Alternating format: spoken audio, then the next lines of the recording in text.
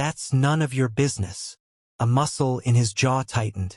For a heartbeat, something human flickered behind his icy exterior. Something like regret. Then it was gone. I don't trust coincidences, he said quietly. Until I know who you really are, you stay on my radar. Don't disappear again. He stepped back, giving her space but not release. You may return to your duties. Sophie turned toward the door, every instinct screaming to run. Yet her feet carried her forward with careful calm. As she reached for the handle, Minjay's voice cut through the silence. 5 years, he said softly. And you still smell like smoke. Sophie froze. The words weren't a threat, but a memory of the fire, the night, the unspoken chain that still bound them. She left without looking back, but she could feel his eyes on her until the door clicked shut. The office buzzed with its usual morning rhythm. Keyboards clacking, printers humming, the faint hiss of the espresso machine in the break room. But Sophie felt as though the entire floor was holding its breath. Her fingers hovered over the keyboard, eyes fixed on the columns of logistics data on her screen. Numbers swam together, her concentration fraying with every passing minute. For the 3rd day in a row, Director Minjay hadn't spoken a single word to her. No reprimand, no greeting, not even the cold, perfunctory glances he usually threw her way. He moved through the office like a shadow in an expensive suit, present, sharp, and impossible to ignore. Sophie rubbed her temples and forced herself to focus. Let him hate me if he wants. As long as he never finds out about the twins, we're fine. Her chest tightened at the thought. 5 years ago, she had promised herself that Minjay would never know he was a father. The man who'd once held her with a tenderness that felt like danger now looked at her with nothing but suspicion. If he hated her for reasons she couldn't even name, fine, let him. Better hatred than the chaos that would come if he learned the truth. Across town, the neon haze of the Velvet Lantern bar pulsed with low music and cigarette smoke. Minjay sat in a deep leather booth, one hand wrapped around a glass of amber whiskey, the other resting on the bare thigh of Nara, who perched comfortably on his lap. Nara was everything the nightlife adored. Tall, sleek, and dangerously self-assured. Her hair, black as lacquer, fell in a sharp bob that grazed her jawline. She traced the rim of her wine glass with a manicured nail, watching him with feline curiosity. You've been scowling all night, she said finally, tilting her head. Tell me what's bothering you. Don't say it's business again. Minjay swirled the whiskey, his eyes narrowing as he watched the ice melt. A foreigner at my company, he said flatly. She's irritating. Nara arched an eyebrow. Irritating how? Did she mess up a shipment or something? No, he admitted. She's just there. Too calm, too careful. It annoys me. Nara gave a small, amused snort. Then fire her. Problem solved. Minjay's gaze flicked to hers, cool and unreadable. No, I want to observe her for a while. Her red lips curved into a teasing smile. You're suspicious again. My father says you'd make a better prosecutor than a logistics director. Minjay didn't answer. He drained his whiskey in one swallow, but Sophie's face lingered like smoke at the edges of his mind. The tilt of her chin, the steady defiance in her eyes. Nara leaned closer, her perfume warm and sharp. Whoever she is, she's not worth your attention. But Minjay knew better than to ignore instincts that had kept him alive in a world of quiet betrayals. Something about Sophie Adeyemi didn't add up. Late that afternoon, Minjay left the office through the underground parking lot. The echo of his footsteps bounced off the polished concrete as he adjusted the cuffs of his charcoal blazer. He was running late for a meeting with Nara's father and had only a moment to straighten his tie in the reflection of his sleek black sedan. He turned and froze. A small boy stood directly in front of his car, clutching a brightly colored toy truck. The child couldn't have been more than 5. His skin was a warm bronze, his eyes dark and startlingly familiar. Minjay's heart jolted before logic reasserted itself. Hey, he said, crouching down to the boy's level. What are you doing here? This is a dangerous place. The boy looked up, unafraid. My toy fell under your car. Minjay followed his gaze and spotted the plastic truck wedged beneath the bumper. He crouched, reached under, and retrieved it, brushing off a thin layer of dust before handing it back. Here, he said. But you shouldn't wander in parking garages. Where's your mom? The boy shifted his weight nervously. I got lost. Mommy left me in daycare, but I forgot the way back. Daycare. Inside the building. Minjay stood and extended his hand. Come on. I'll take you there. The boy hesitated, his fingers twitching at his side, before quietly slipping his small hand into Minjay's. The sudden warmth made Minjay pause. It was soft and sure against his palm. Together they walked toward the elevator, the child holding his toy truck tight to his chest like a shield. Inside, the doors closed with a gentle chime. What's your name? Minjay asked, watching the boy's reflection in the shiny metal walls as the lift began to rise. Jaemin, the boy said with a bright grin. Like the singer. Something tightened in Minjay's chest, a strange feeling he couldn't explain. Can I ask you a question? Jaemin tilted his head back, eyes wide with curiosity. Minjay raised a brow. Sure, go ahead. Are you single? Minjay blinked, startled. Well, that depends on why you're asking. My mummy is single, Jaemin said, hugging his truck a little closer. I want you to be my daddy. A surprised laugh slipped from Minjay before he could stop it. Wow, whose kid are you, huh? Jaemin just smiled wider, completely unfazed. Are you shy? The boy's playful grin stirred something deep inside Minjay, a warmth he hadn't felt in a long time, one that almost made him smile for real. The elevator doors slid open to the daycare floor, and before he could ask another question, a familiar voice sliced through the hallway. Jaemin. Sophie came rushing forward, eyes wide with relief. She dropped to her knees and pulled the boy into her arms. Where have you been? You scared me. Hi viewers.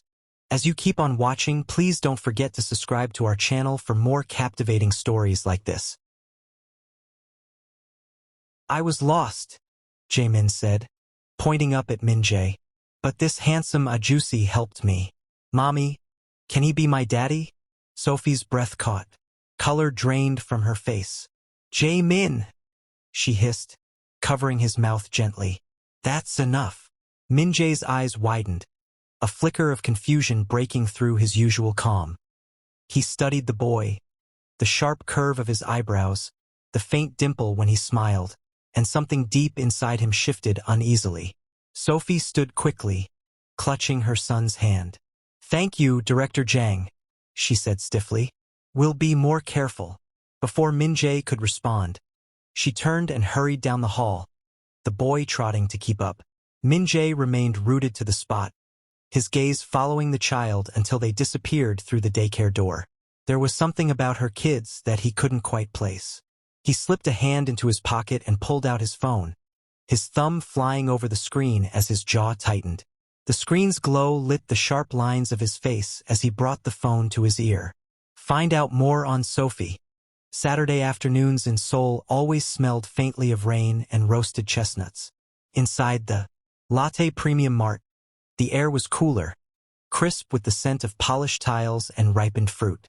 Sophie pushed a half-filled cart down the brightly lit produce section, her twins skipping ahead in small bursts of excitement. Yama, look! Sohee, her daughter, pointed at a display of strawberries gleaming like tiny rubies beneath the fluorescent lights. They're so red. They're also expensive, Sophie said, smiling despite herself. She lifted a carton, checking the price tag, and slipped it into the cart. But we'll take one. Only one. Okay? Yes. Sohee clapped her small hands, her curls bouncing. 5-year-old Jaemin tugged at Sophie's sleeve and pointed toward the dairy section. Strawberry milk. The pink one. You and your sister can share one pack, Sophie bargained. The twins shared a secret look, already planning how to talk her into buying more. Sophie laughed and pushed the cart ahead, letting the simple routine of shopping calm the steady hum of worry in her chest. It had been 5 years since she fled Seoul in smoke and sirens. 5 years of living.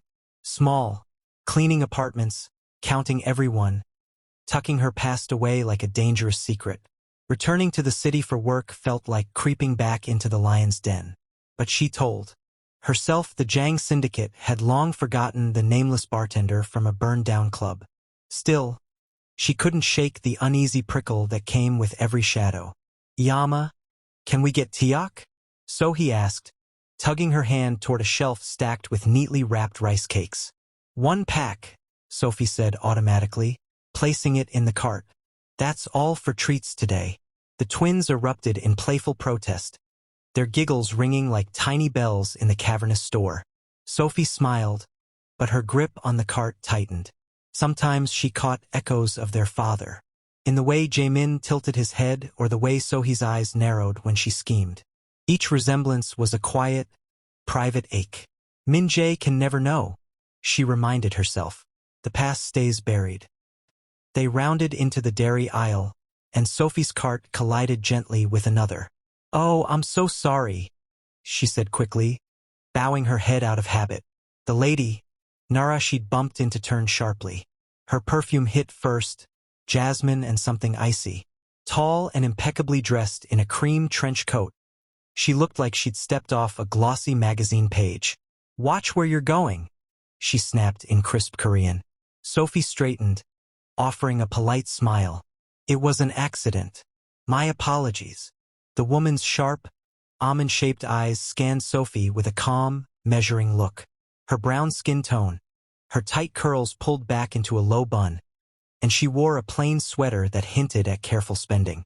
Then her gaze moved to Jaemin, standing beside the cart and holding his strawberry milk like it was a little prize. Something in her face changed. Her friend, a shorter woman with highlighted hair, leaned in and whispered, "Nara, is something wrong?" Nara's eyes narrowed slightly as she studied Jaemin. The boy tilted his head in curiosity, his dark gaze startlingly direct. The shape of his eyebrows, the quiet confidence in the way he met her stare, small details that carried a jarring familiarity. "No," Nara said finally, though her voice wavered for a fraction of a second. "It's nothing. Just impossible." She said more to herself than anyone. She didn't know why the first person that came to her mind was her boyfriend, Minjay. Her friend raised an eyebrow. "What is impossible?" Nara shook her head, a tight smile forming. "Never mind." Then, under her breath but loud, enough for Sophie to catch, she added, "Black women and their fetish for Korean men. Always chasing what they can't have." The words slid like a knife between Sophie's ribs. Her breath caught, but she forced her face into careful neutrality. "Excuse me?" she said, her voice quiet but steady. Nara didn't look at her. She adjusted the strap of her designer bag, her eyes still locked on Jaemin as if the child himself were a riddle. "Nothing you'd understand, though," she replied smoothly, then turned to her friend. "Let's go." The two women pushed their cart past, the sound of their expensive heels clicking against the tiles. Sophie remained still for a moment, gripping the handle of her cart until her knuckles whitened. Heat crawled up her neck, a mix of humiliation and the sharp sting of restrained anger.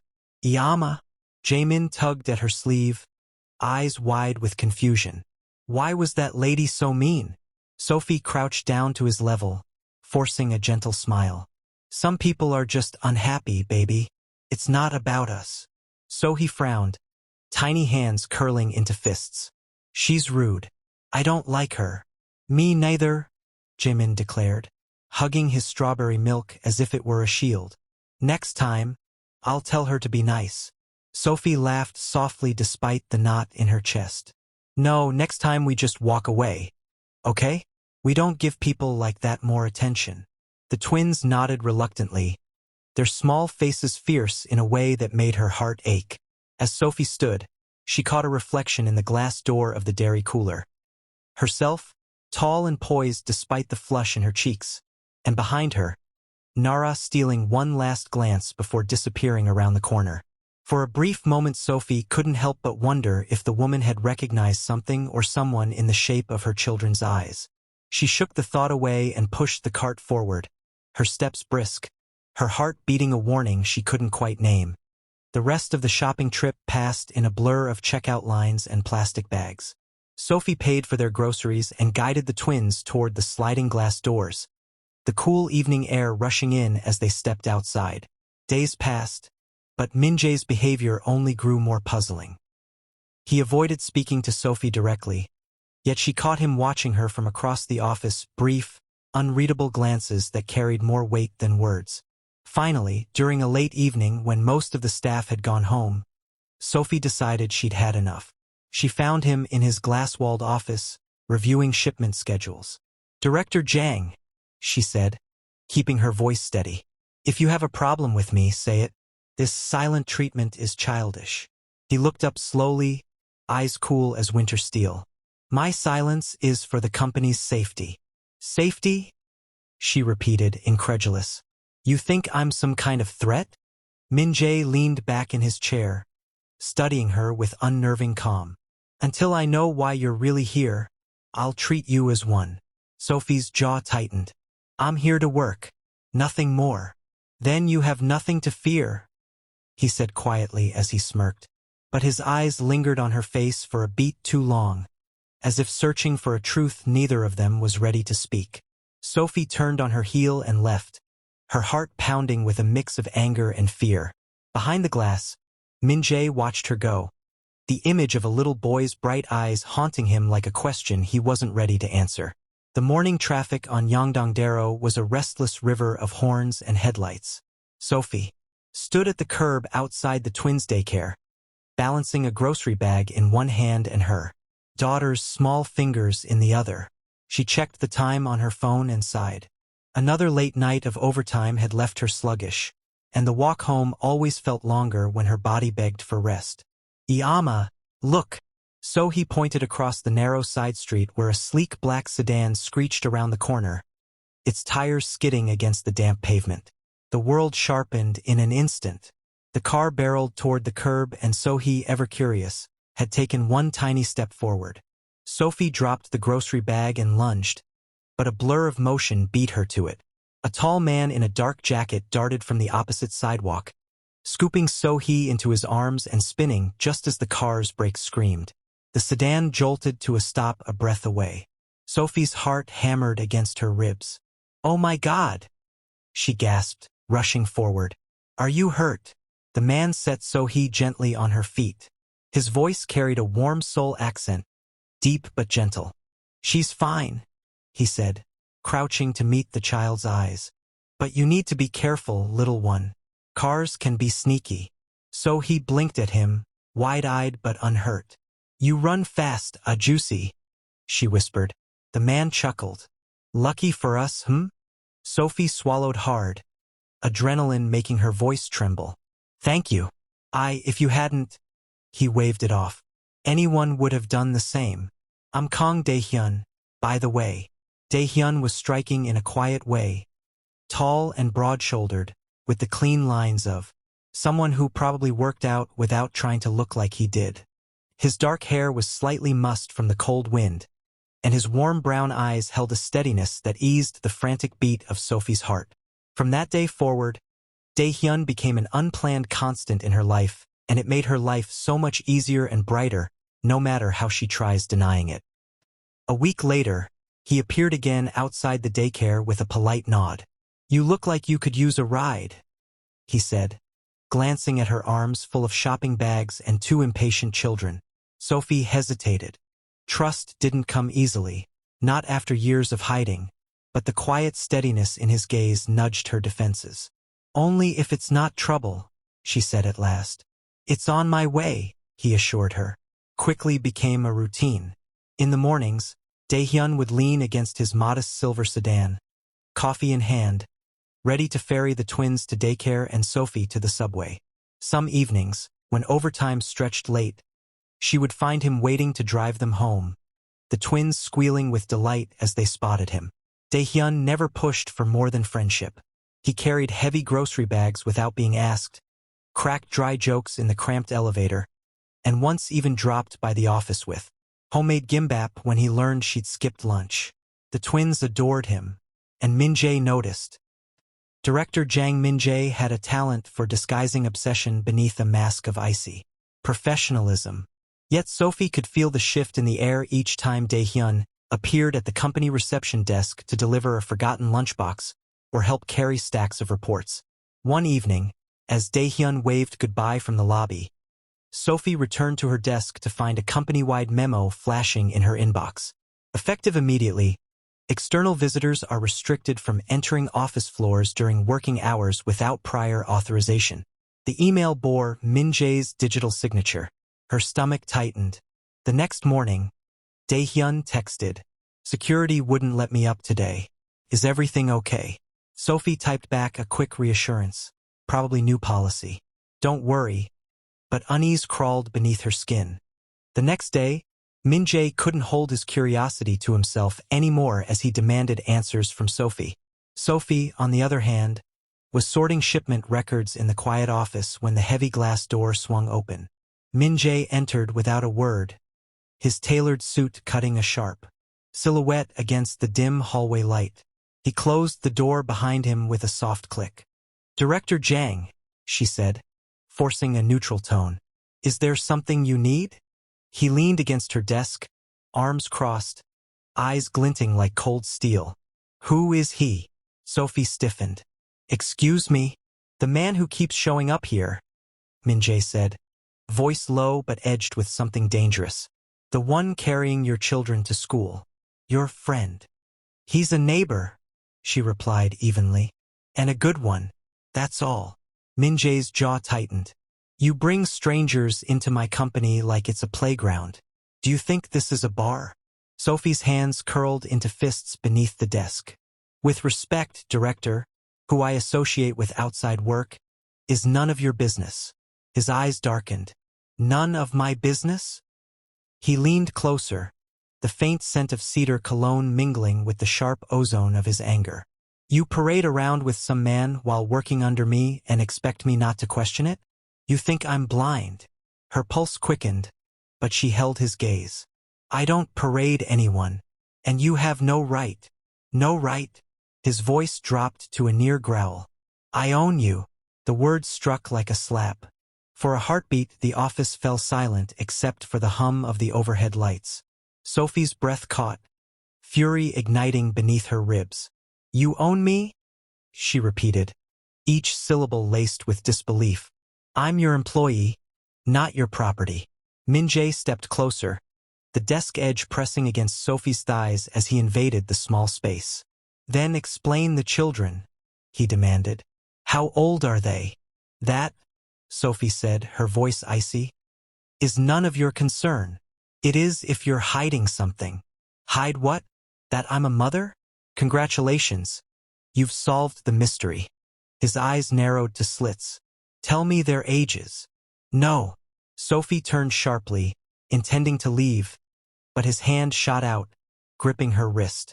Not hard enough to bruise, but firm enough to halt her.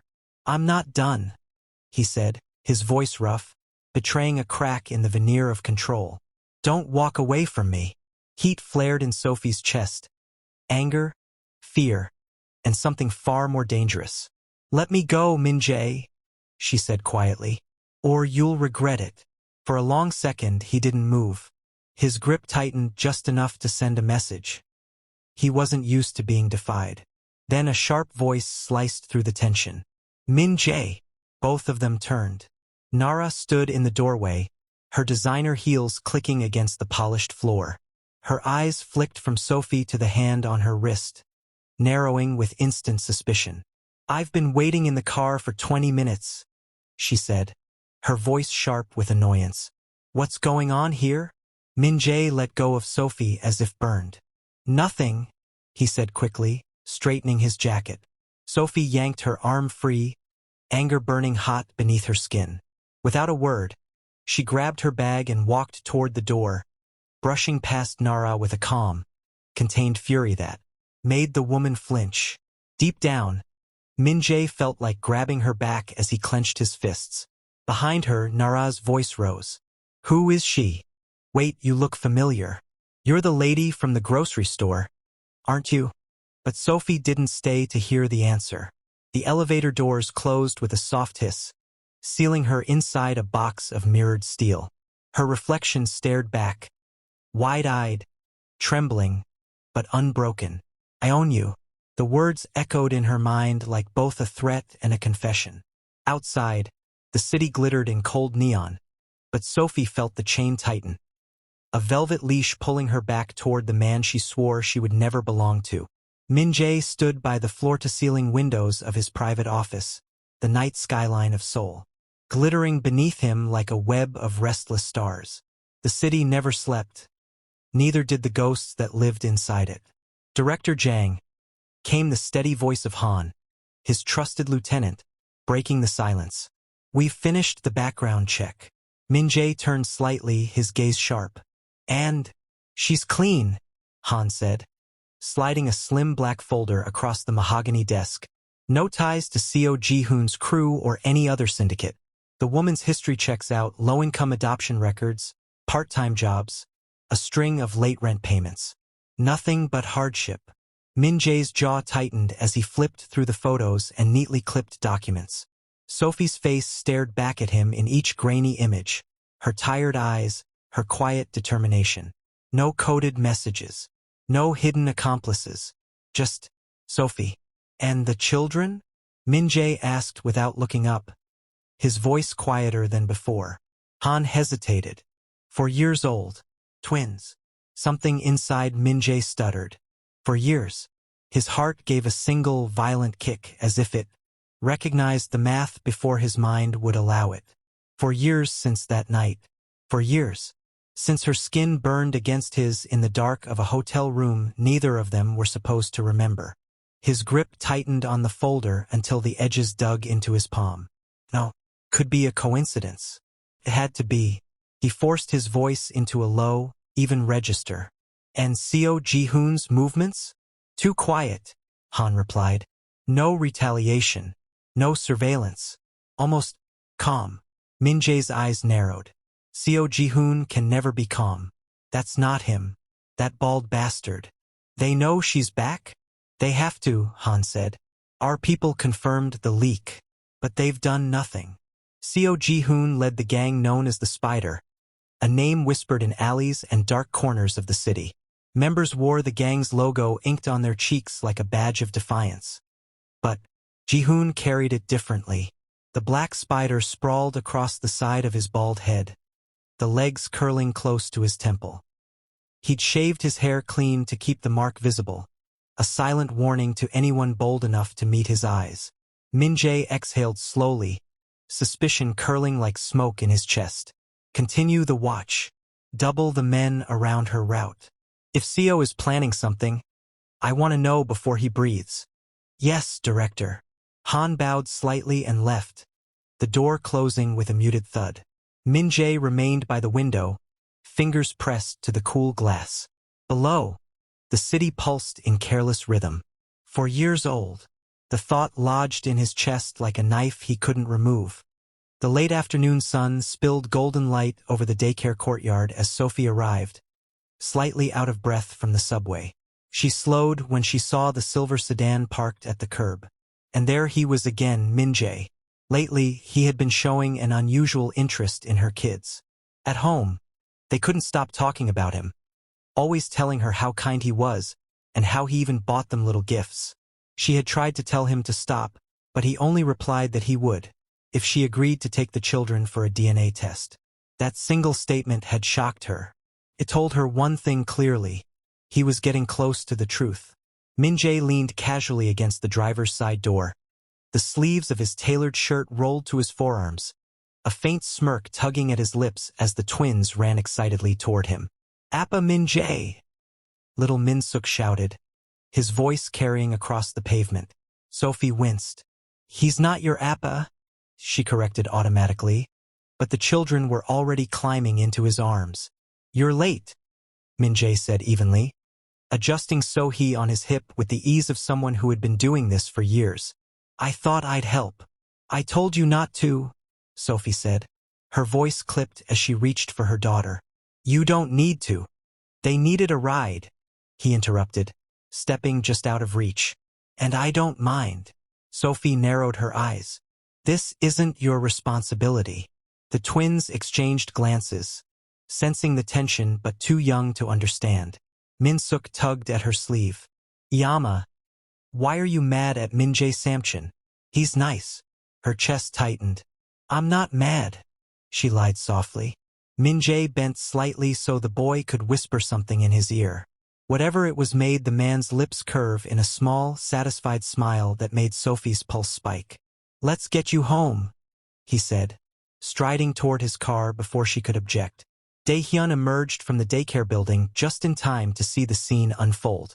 His warm, easy presence had been a comfort these past weeks, but now his brows knitted in faint concern. Sophie, he said, approaching with a careful smile. I was about to offer a ride. She already has one, Minjay replied smoothly without turning. The tension snapped tight like a pulled wire. Director Jang, Daehyun said politely but firmly. Sophie's safety matters to me as well. I think she can decide who drives her children. Minjay's dark eyes flicked toward him, sharp and unreadable. And who exactly are you to her? A friend, Daehyun said simply. Sophie stepped between them, her voice quiet but edged. Enough, both of you. The twins, sensing the storm, huddled close to her legs. Minjay's gaze lingered on Daehyun, a beat too long before he finally stepped back, the faintest muscle ticking in his jaw. I'll see you tomorrow, he said to the children, his voice softening as if they were the only ones there. Then he got into the car and drove off, the sharp speed of his departure making Sophie's heart pound, and Daehyun watched with worry. Minjay had been smoking more than ever. The ashtrays in his penthouse were always full, and the sharp smell of tobacco clung to his clothes. Even his girlfriend, Nara, noticed how restless he'd become, smoking, drinking, pacing the balcony late into the night. Whenever she asked what was wrong, his only reply was a cold, possessive murmur. She's mine. First, Nara thought he meant her. The way his eyes darkened when he said it sent a chill down her spine. But the longer it went on, the clearer it became that she wasn't the woman in his mind. When Nara finally confronts his assistant and he tells her everything she needs to know, her disbelief bursts out in a sharp laugh. But wait, a black woman? She scoffed, her face twisted with shock. This has to be a joke. You've got to be kidding me. Meanwhile, Sophie noticed Minjay's absence from the company. Days passed without a single glimpse of him, and even the twins were starting to worry. Where is Daddy? Minsuk would ask. Is Daddy okay? So he added, her little brows knitted in concern. I've been calling Daddy, but he's not picking up, Minsuk pouted. Each question cut deeper into Sophie's chest. She tried to brush it off, but the worry was becoming impossible to ignore. During a quiet evening walk, she confided in Daehyun. Would it be wrong to have feelings for him? She asked hesitantly. Daehyun met her gaze with gentle steadiness. Follow your heart, he said simply. If that's where it leads, don't fight it. After a long night of debating with herself, Sophie finally swallowed her pride. The next morning, she decided to visit Minjay. But as she crossed a narrow street near her apartment, something hard struck the back of her head. Pain flashed white, and the world tilted. She collapsed onto the cold pavement, everything fading to black. Across town, Minjay sat in his dimly lit living room when his investigator entered, a laptop under his arm. Something strange, the man said, his tone urgent. Minjay straightened. What is it? Our tracker picked up a signal, Co Ji-hoon. He's been spotted near Lee District. Minjay's heart clenched. Isn't that where Sophie lives? The investigator nodded. Yes, and the signal isn't new. He's been around for a while. When we traced it to a specific location, it led to an apartment complex. He handed Minjay a sheet of names. Minjay scanned the list until one caught his eye. What is this? He demanded. New tenants, the man explained. I checked who recently moved in. Only one name stood out. Minjay's eyes froze on the paper. Daehyun. The investigator's voice dropped to a whisper. Holy disguise, boss. It could be him. Minjay's pulse thundered in his ears. Daehyun is Seo Ji-hoon? How did I never notice? How is this even possible? Just how good is he at disguising himself? The possibility slammed into him like a bullet. If true, Sophie and the twins were in far greater danger than he'd ever imagined. Thanks for watching, everyone. Episode 3 is dropping next week and things are about to get wild. Who do you think kidnapped her? Drop your guesses in the comments. Don't forget to subscribe and hit the notification bell so you won't miss a single twist.